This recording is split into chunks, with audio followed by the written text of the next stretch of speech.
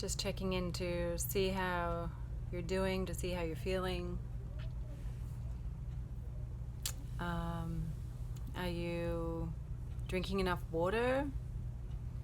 Are you hydrating like it's your job? Are you eating whole foods, all the colors of the rainbow? Are you choosing organic food? Are you asking your body what it needs to stay well and vital, to have the energy that you need to do during the day? Are you supplementing your food with the vitamins that help us at this time, like vitamin D3? Are you supplementing with vitamin C, a multi with the zinc and the copper, maybe magnesium? Are you supplementing with quercetin? Quercetin is the transporter that helps the zinc get into the cells. Are you doing these things? Are you keeping yourself well? Because, if we don't nurture our physical health and well-being, it makes it a lot more difficult to maintain mental, emotional well-being. Not to say that it's impossible, but it just makes it a little bit harder. It's a lot easier for us to maintain our mental, emotional strength when the physical body is strong and taken care of. When we take care of the physical body, we feel taken care of emotionally.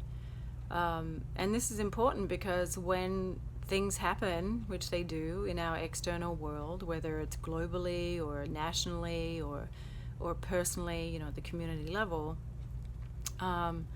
then we don't want to lose our center. We want to not abandon ourselves for the chaos, because peace is here, right? I mean, we can just take a moment now to connect with the truth of it, right? So the ground is supporting you in just the right amount. There's plenty of air to breathe. There's food to eat if you need it. There are people to interact with, to get a hug from, to talk to if you need it. Right? It's all available to you. You have this incredible, unconditional, natural support right here, right now. And it doesn't leave you, actually, but if we don't maintain our resilience, then our minds easily leave that knowledge of that support.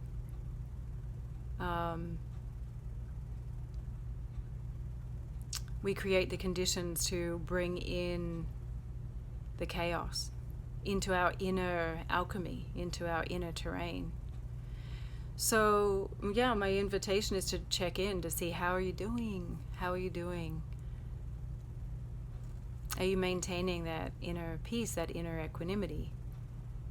Or has your mind been kidnapped by stories, by the human story? So the most important thing is to really be vigilant and mindful and aware of what it is that I am emoting or energetically broadcasting, contributing, putting out there into the world.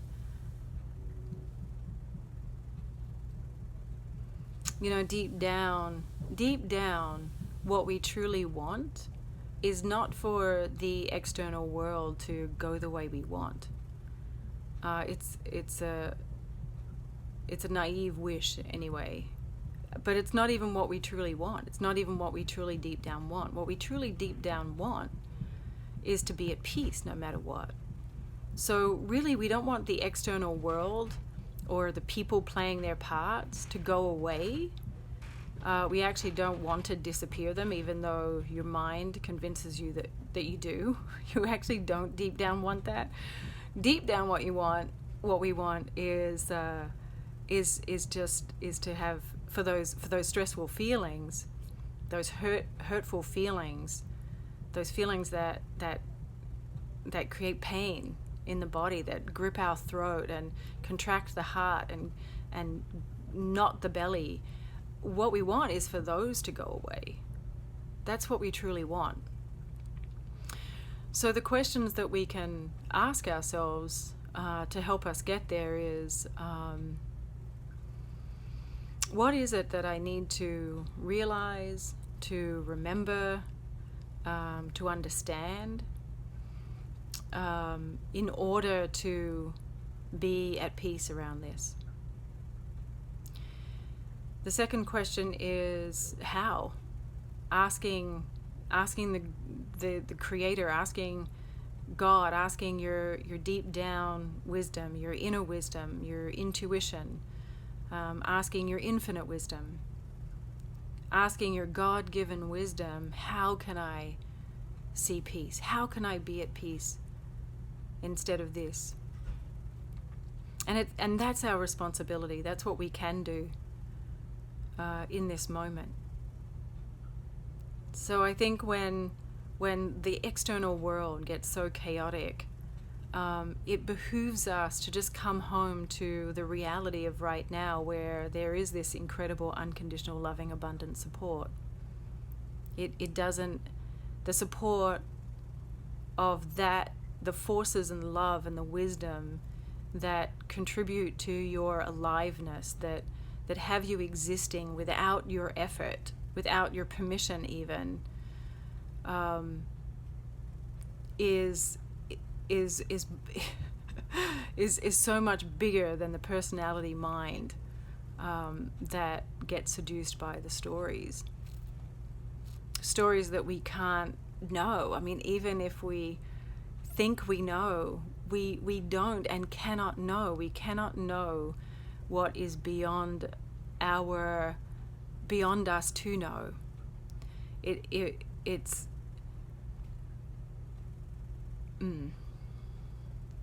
So we've been given the part to play.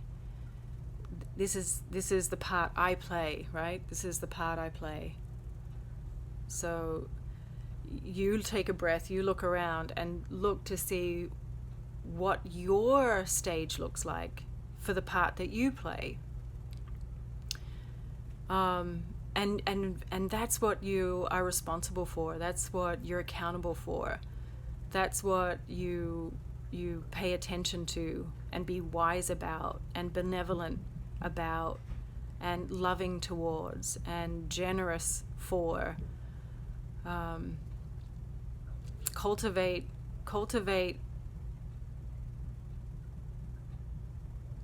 humor. Humor is the medicine. And be vigilant to where the mind, the part of your mind that uses the external chaos to justify being right or to justify that feeling of separation, and instead seek to find a connection. For a lot of us, it is through understanding. You know, that's kind of where we can harness the personality mind to make a bridge, is through seeking to understand all the parts. That in a way, actually, we're asking to share God's mind, to show all of the perspectives. And that's more of a spiritual practice, if I had to say, but it's here and it's available to you. And it's a bridge certainly to peace.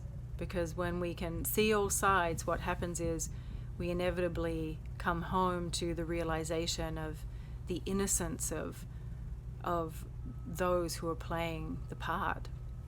And in previous conversations, we've talked about how some people volunteered to play pretty difficult parts. And the purpose of that part is so that we can have the experience. And even that part, as difficult, even as nefarious as it is, it's still actually an act of love. It's still love offering itself through this realm of the perceived this and that, up and down, left and right, hot and cold, through this realm of separate things, right?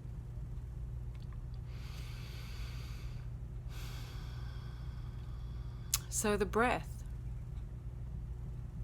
is one way to come home to connection if we're feeling really disconnected. We exhale what the trees breathe in, and we breathe in, we inhale what the trees and green things, algae, breathes out. We're inherently symbiotic, we're inherently connected.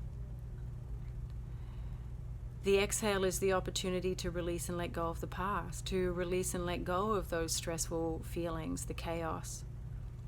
And as we bring our mind, our intent, to the exhale, to use the exhale as the function to release and let go, through that exhale, you create space, you make room for the inhale to fill that space, to fill that room. So we're exhaling the past to make room and to create space, to bring in and to breathe in the new of the present moment. Exhaling stress, chaos, fear, doubt, and worry, to inhale peace. So each breath is an act of God. You're being breathed, actually, because it's not like you're standing over your body telling your body to breathe. And so each breath is a reminder. Part of its spiritual function is to remind us of our inherent wholeness, that inherent interconnectedness, that there's something much greater contributing to our existence at this time. And so I hope this conversation just helps to bring your focus, bring your attention home here to what's actually happening, to harness your focus, your attention away from the stories, the imagination, to gain mastery over your own mind, because the archetypal energies use the human story, the archetypal energies of the mischief maker, the saboteur, the spellcaster, through our media, through the news.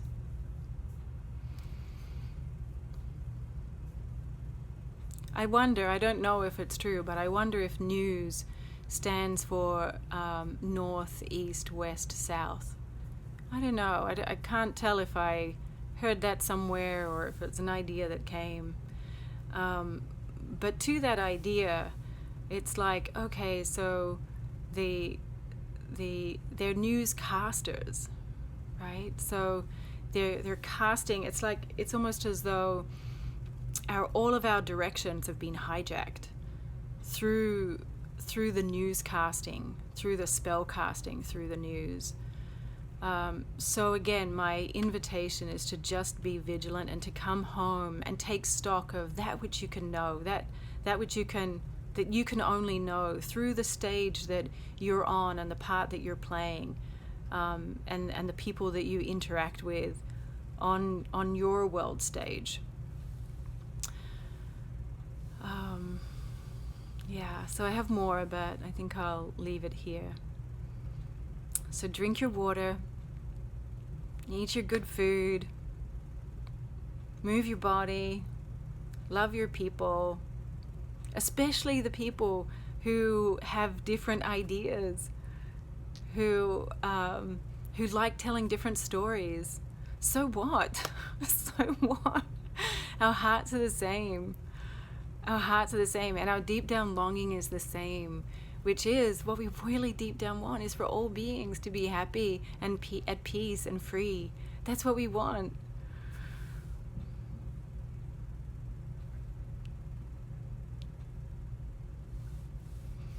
Okay, that's it. So play well.